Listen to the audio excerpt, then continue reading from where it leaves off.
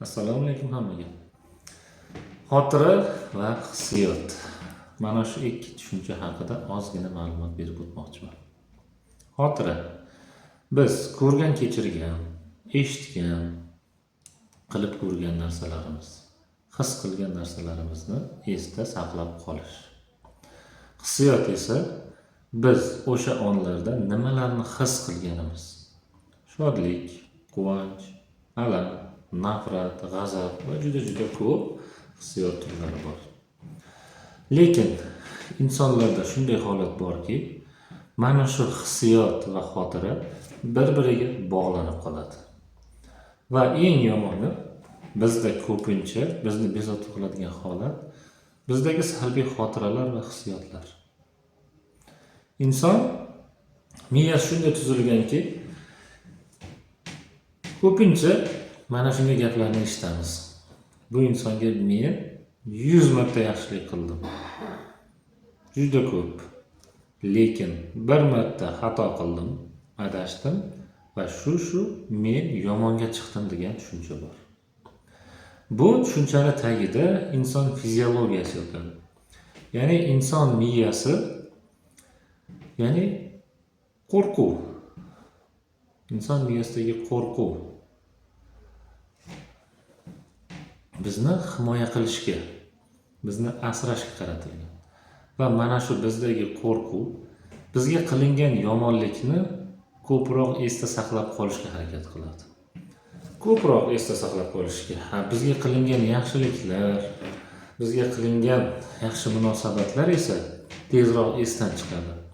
Bunga sabab esa mana shu qo'rquv, ana shu sizga qilingan yomon munosabatlar qayta siz bilan shu hodisa sodir bo'lmasligi uchun uni eslab qoladi va mana shu odam bilan qayta shu holat bo'lmasligi uchun ana shu odamga nisbatan himoya chorasini ko'rishni boshlaydi. Shuning uchun ham biz ko'pincha yomonliklarni, yomon xotiralarni, qo'rqqan damlarimizni eslab qolamiz. Bizni yaxshi kunlarimiz, yaxshi xotiralarimiz, baxtli onlarimiz kamdan kam esga tushadi yoki tezroq esdan chiqib ketadi. Shuning uchun insonlardan xafa bo'lishni hojati yo'q. Insonlar miyasi, programmasi shunday tuzilgan. Endi bu holatda nima qilish mumkin? Bu holatda mana shu xotira va hissiyot bir-biriga bog'lanib qoladi va salbiy xotiralar izolyatsiyalangan, ya'ni o'ralgan holatda, boshqa xotiralarga qo'shilmagan holatda miyani ma'lum bir burchaklarida, ma'lum bir joylarida qolib ketadi. Va bu xotiralar sizga yillar davomida azob berishni boshlaydi. Bu holatni unuta olmaysiz. Vaqti bilan tez esingizga tushadi. Vaqti bilan shu insonni ko'rganingizda mana shu holatga tez, ya'ni xuddi o'sha holatda sizga yomonlik qilgan, sizni ranjitgan, sizni xafa qilgan holatga tushib qolaverasiz.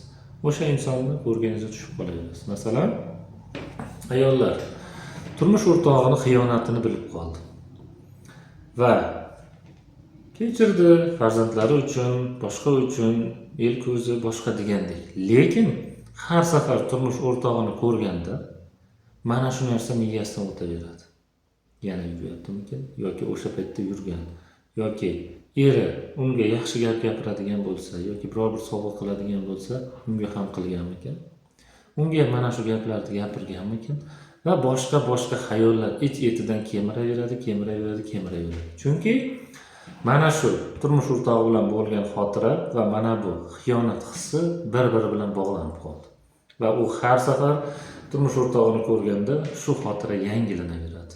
Va bu ayol bundan buyog'iga qancha yil o'tsa ham o'zini o'zi qiynab, yomon xotiralar bilan xuddi hayotni oq-qora holatda ko'rgan holatda yashashni boshlaydi. Va borgan sari stress, asabiylik, mana shu siqilishlar uni sog'lig'iga ham ta'sir qilishni boshlaydi.